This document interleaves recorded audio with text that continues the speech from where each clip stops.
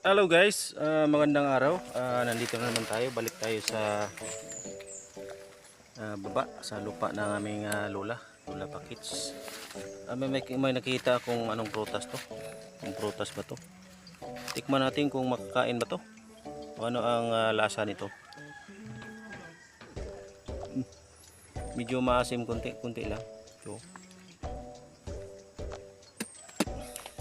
makain sila to sa mga mumoy.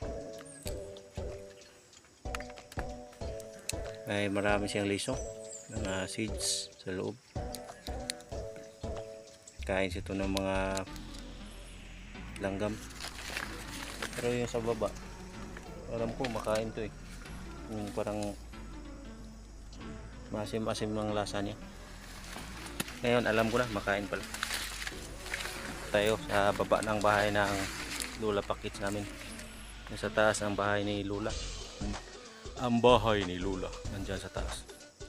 Wala nang nakatira dyan kasi sa paligid ng bahay landslide, prone area sa landslide, kaya inabandona na ng aming uncle. Wala nang tumira dyan kasi Uncle Edwin nandun na sa tabi ng kalsada doon sa taas kasi hindi na lang natin itirhan. Dating puntahan natin yung bahay ni Lola doon sa taas. Sa ginawa namin dito, nanghagdaw kami ng mga niyog. I-clearing namin yung paligid para may makuha pa tayong mga niyog na nakatago. Di ba Justin Bieber? Yan pala si Justin, yung aking pamangkin.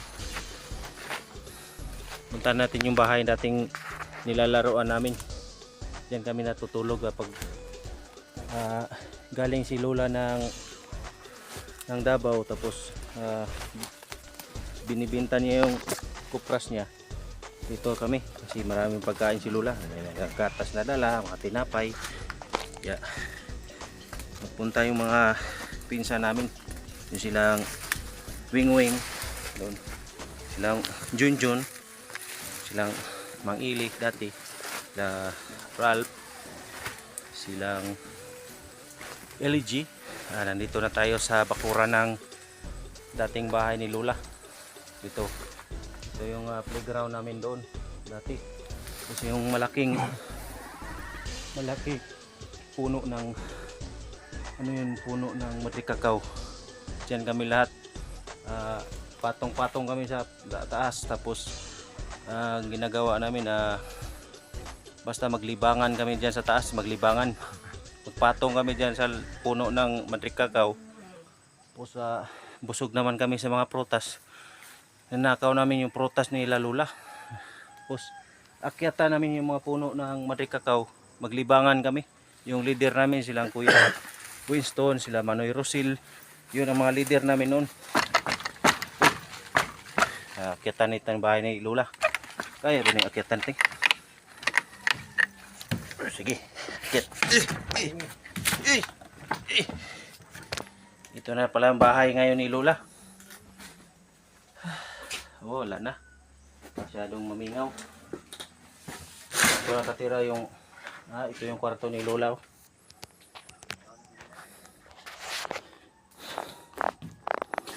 Dito sila Lola natulog. Ito yung kwarto ni Lola Pakita. Ayo! Ayo!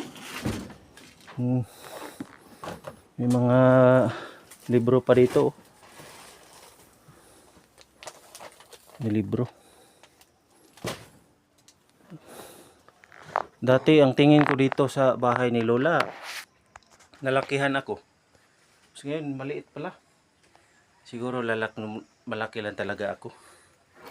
Ito yung mga damit. Maraming damit na iwan dito. Siguro damit to nila nila angkol. Tapos may mga pulo pa. Pwede pa tong pulo pang attend sa mga kasal. Pulo. Tapos may kita pa akong coins. So, may pira pa oh. 50 pesos. 50 centavos. Ingat tayo baka may mga snake dito. Ito yung bahay ni Lula. Tapos ito yung kwarto ni Uncle Edwin noon. Dito natutulog si Uncle. Yung binata ba si Uncle Edwin. Tapos siksikan kami dito. Tapos pagkagabi dyan kami nagaihi. Sa kuha na yan, bintana. Ihi lang kami kasi matakot kami sa labas. May mumo. Ito. Ito yung dating sala. Tapos may cabinet dito. Tapos may TV na black and white. Ingat tayo baka ma-fall tayo. Ito yung kwarto ni Uncle Edwin dati. Ito yung abuhan. Kusina. Ito. Kusina. Tapos ito exit. Exit yan. Dito. Wala na. Abandona na to kasi i-abandon na. Kasi may landslide dito. Ano yan? Bangin yan dyan. Bangin. No? Bangin yan dyan. Sa likod din bangin. Yan. Bangin yan. Patirik. Alala ko tong lugar na to eh. Kasi dito tayo nagpapasyal. Pag walang makain sa bahay, dito tayo. Sa bahay may Milo, may Ubaltin. Dito sa bahay ni Lola, may sikwate. Sarap. Ito yung kuwan dito dati. Dito yung lamisa, malaking lamisa. Dito katira. Nakaupo kami dito, mga bata pa. Tapos relaxing oh. Oh, okay pang sira oh. Yan. Na-imagine ko to eh. Sa tingin ko dati, masyadong malaki tong bahay na to, pero pag lumaki na ako, maliit pala. Tapos yung sahig dito, gina-floor wax na namin, yung mga apo. Ito. Tapos may sopa dyan, nakahoy. Tapos konti lang yung pum. Ito. Tapos may nakabandal-bandal pa dito. May butiki. Daming toko oh. Toko na lang nakatira dito sa bahay. Ano to?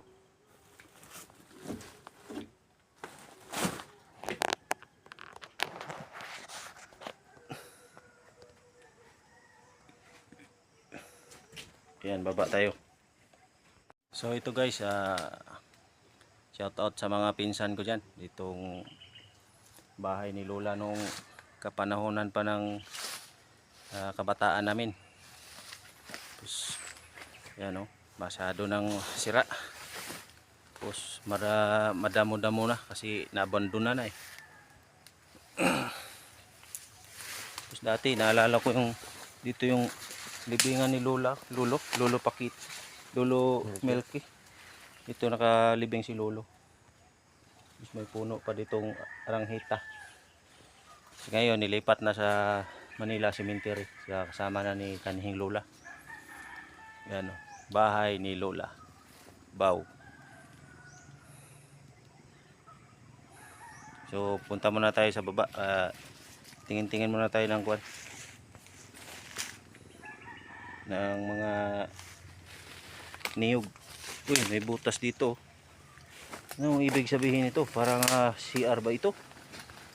Parang nakapunta yung mga treasure dito, treasure hunter. Daming lubi. Yung lubi na ito. Kalot dito. Hinukay ito baka tingin nila may treasure. Kasi nung kabataan namin may mga kuwan pa kasing pag magsaka kami, makita pa namin yung helmet ng mga sundalo dito nung unang panahon, nung World War II. Tapos marami pang mga botilya, yung mga alak ay nakasulat na mga Hapones, mga Japan, tapos mga Amerikano. Tapos may mga ano pa, may mga empty shell pa sa sinasaka namin. Yung pag makikita mo, pag-aararo ka, linisin mo yung mga damo. makita mo yung mga empty shell ng mga sundalo dating panahon ng World War II. Kaya chismis na rin na dito, mayroon daw treasure na nakabaon. Kaya attempt na maghukay ang mga treasure hunter dito. Yan, sa paligid may mga hukay-hukay dyan. Tuktok kasi to dito eh. Parang kampo ng sundalo yung bahay ni Lola dati dito. Kaya expect nila na mayroong gold dito sa lupain ng aming ninuno na Lola. Ninuno. Oh, meron pang mga prutas dyan sa baba. So puntahan muna natin ibang lupa ni Lola.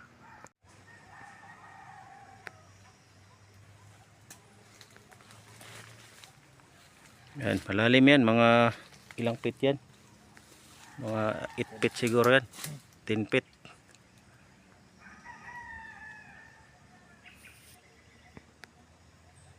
Sabi lansones kayo guys, hindi na namin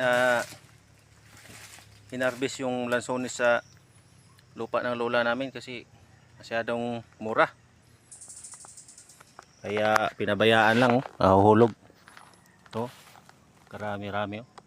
Parang ang variety ito, hulungkong. Kasi nagkalungkong yung ang kanyang kwan, sa taas. Tapos dyan pa, ang laki, laki ng kwan, lansones.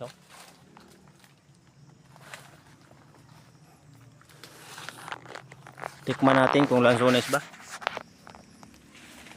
Baka hindi ito lansones kaya hinarbis. Hindi hinarbis.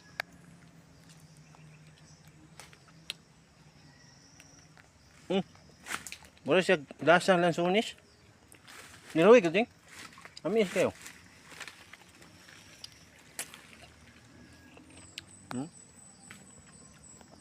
Gabig bunga. Hindi kan kayo. Tato boss. Punta tayo sa baba. Doon sa nagbunot ng kupras ng lubi. Ting, napaligiran ka na nakin. Sumuko ka na. Napaligiran ka na nakin. Umana de.